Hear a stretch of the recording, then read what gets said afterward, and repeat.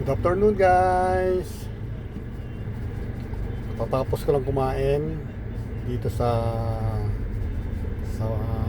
Quezon City. Yan sa tabi-tabi. Nandito po kami ngayon sa malapit sa LTO para magpa-rehistro ng sasakyan private to diplomat. Ang naglalakad po ay si Boss Milor. Shoutout nga pala dyan sa Motorpool. Shoutout din po sa dating ko kasamahan sa agriculture dyan sa pick up na ngayon siya. Dati pong kasama ko siya sa livestock po dati po.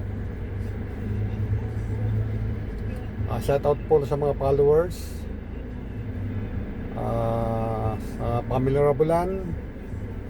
Shoutout po. Pakishare lang po. Maraming salamat po. Bye.